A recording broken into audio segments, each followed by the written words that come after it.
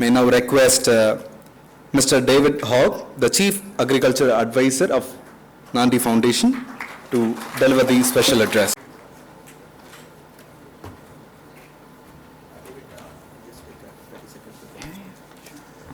அனைவருக்கும் என்னுடைய அன்பான வணக்கம். குறிப்பாக நம்முடைய டேவிட் ஹாக் அவங்க பேசுறதுக்கு முன்னாடி உங்களுடைய அனுமதியோடு ஒரு நிமிடம் டேவிட் ஹாகை பற்றி பேசணும் அப்படிங்கிறது என்னுடைய ஆசை. 54 ஆண்டுகளுக்கு முன்பு 54 years before நம்முடைய நாட்டுக்கு வந்தாங்க. ஒரிஜினலி நியூசிலாண்டில் பிறந்தவர் இவர். நம்ம நாட்டின் மீது ஒரு பெரிய காதல், ஒரு பெரிய பற்று, இந்தியா போன்ற ஒரு நாட்டில் வாழணும், இங்கே வசிக்கணும் அப்படிங்கிற ஒரு உந்துதல்ல 54 ஆண்டுகளுக்கு முன்பு அவருடைய தந்தை, தாய், அக்கா, கூட பிறந்தவங்க எல்லாத்திட்டையும் சொல்லிட்டு அன்னைக்கு கிளம்பி நம்முடைய ஊருக்கு வந்தவங்க 54 ஆண்டுகளாக திரும்ப நியூசிலாண்டுக்கு போகல, இங்கே இருக்கார்.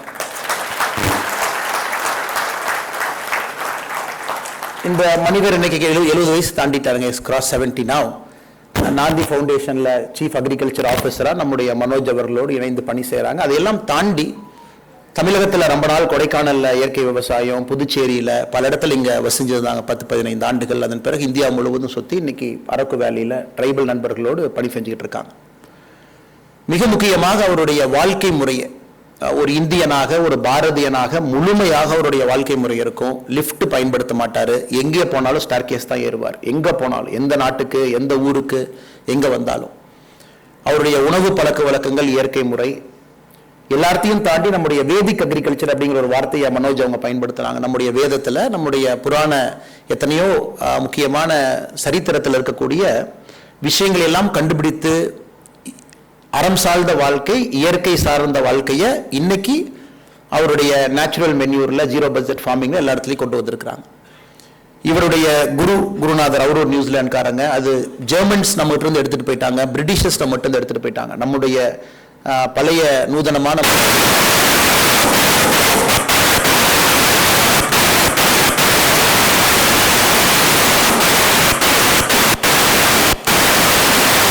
பழைய நூதனமான முறைகள்லாம் வந்து ஜெர்மன்ஸ் எடுத்துட்டு போயிட்டாங்க, பிரிட்டிஷர்ஸ் எடுத்துட்டு போயிட்டாங்க. அந்த மைக்கு முட்டைன்னு பாருங்கண்ணா. இன்னைக்கு அதை நமக்கு கொடுக்கணும் அப்படிங்கிற ஒரு வேள்வியோடு வாழக்கூடியவர் டேவிட் ஹாக். அதனால அவர் பேசுவதற்கு முன்பு ஒரு சிறு குறிப்பை சொல்லி அவரை பேச அழைக்க வேண்டும் என்பது என்னுடைய அன்பான வேண்டுகோள். David, the stage is all yours. Thank you so much for coming all the way. Thank you.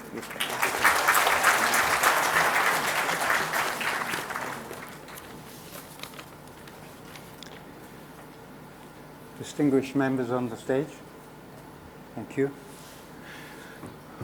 All of you who have come here, who are interested in agriculture, welcome.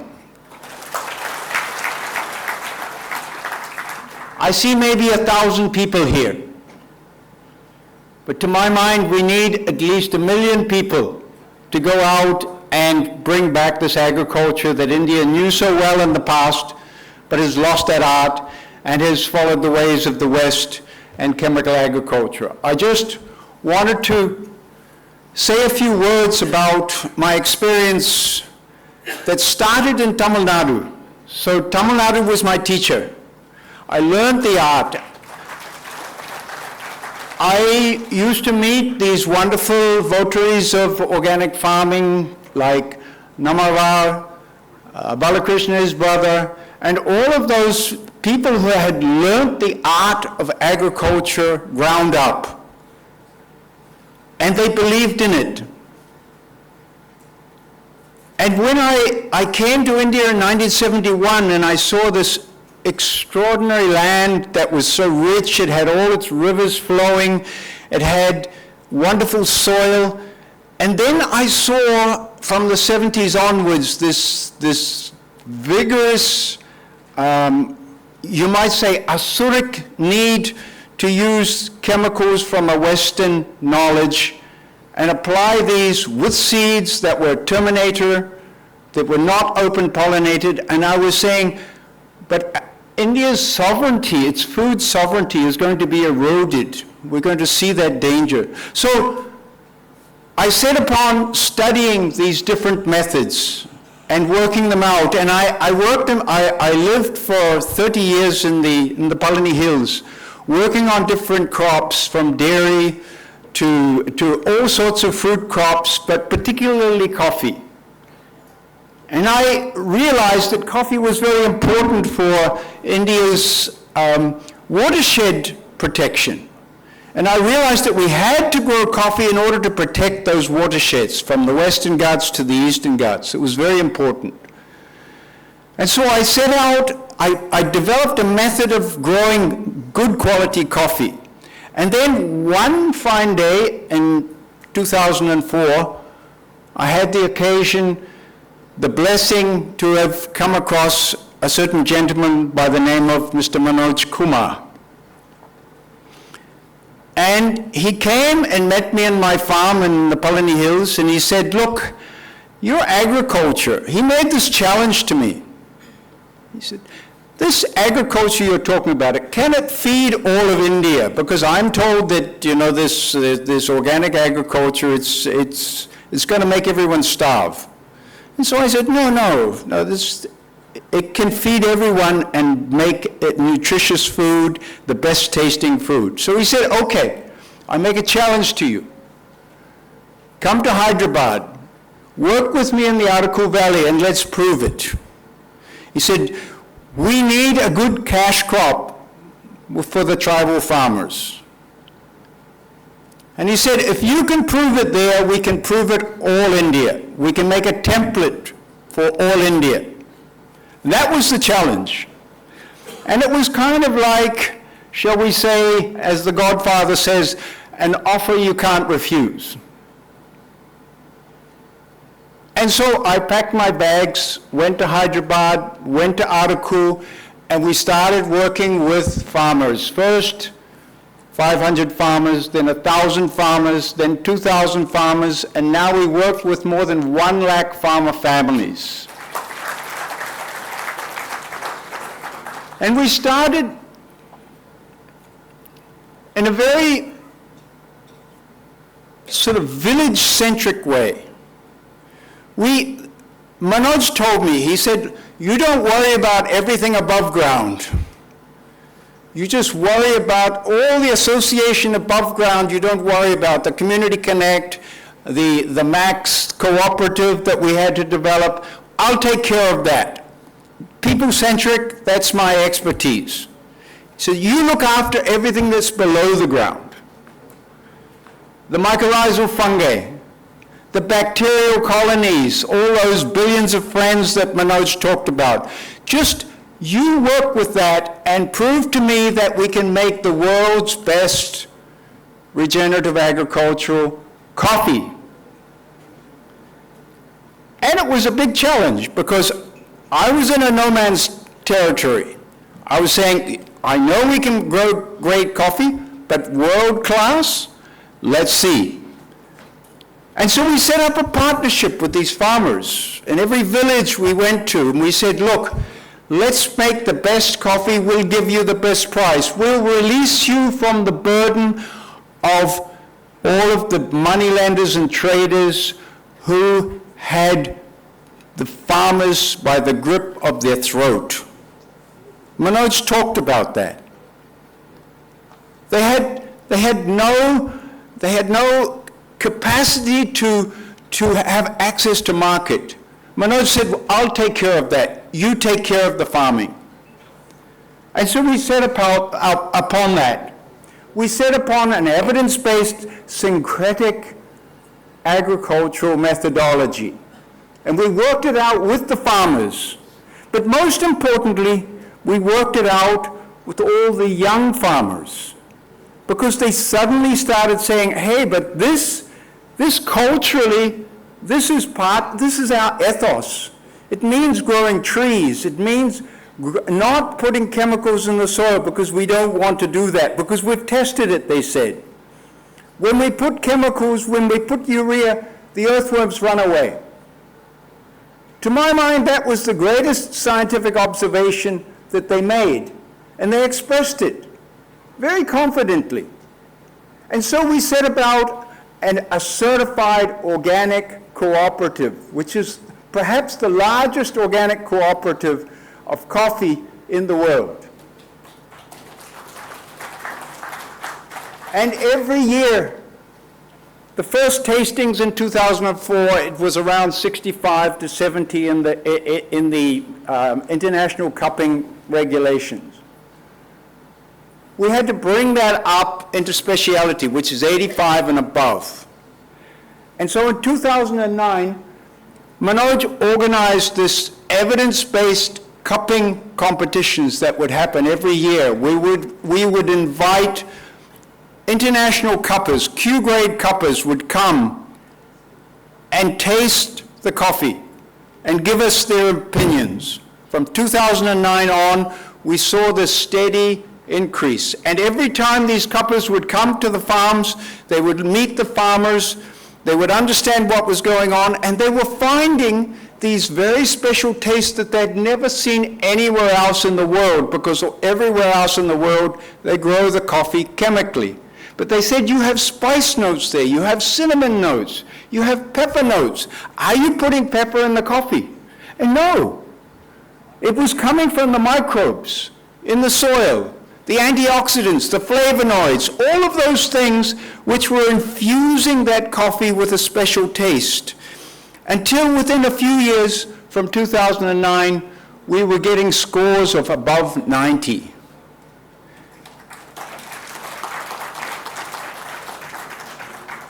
The important point I want to make is that we need to do this with every agricultural commodity. Every food has that taste profile that we can increase. We can increase the brix content. We took the brix content of our coffee cherry from 14 to 22, which is the sweetness of a grape. That is why we have so many monkeys coming around and eating a lot of our coffee, because they know what is good, what tastes good. And sugar content is an indication of the quality, the amount of nutrients that are coming into the coffee. And we know now that coffee is very essential for longevity. It has its caffeine, but it has also chlorogenic acid. It has all things that they're discovering are healthy. It's a healthy beverage. And over the years, we developed this coffee, we developed the soil, and we used evidence-based things. And I'm proud to say that we developed the chromatography images that you see with the help of the MCRC, not far from here, Murugappa Research Center. We work with them, and interestingly, we work with Chennai IIT to develop a software that could read these chromograms and tell us exactly what is the pH, what is the carbon content, what is the nitrate content, all of those things you could tell from an image through software that the IIT had developed, and a special grant from central government. And so we were able to work out a soil test that would cost less than 50 rupees compared to what we have to pay normally in a lab, which is around 1,200.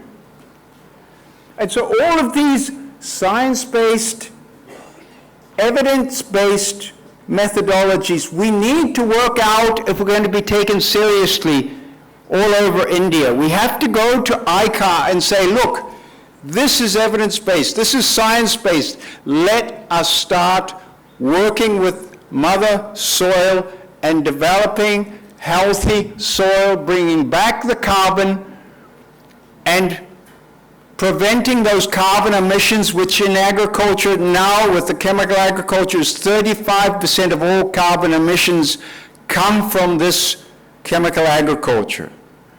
Today, we are delivering millions of tons of carbon sequestered credits from the Arctic region as a result of this regenerative organic agriculture. Now, what I would suggest to us all is Tesla, Elon Musk, has used these carbon credits for his cars to make his company profitable. He goes to the credit systems and he says, look, I'm giving you an electric car and I'm saving emissions. All of our regenerative agriculture needs to do that. Every farmer then could become profitable just upon the carbon credits he's sequestering. But it can only happen if we aggregate.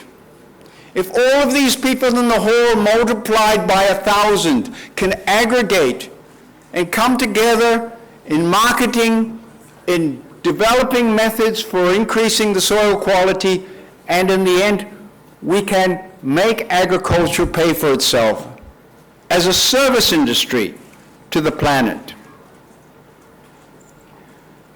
I think the most important thing for us is not just in the soil, but what's in the cosmos.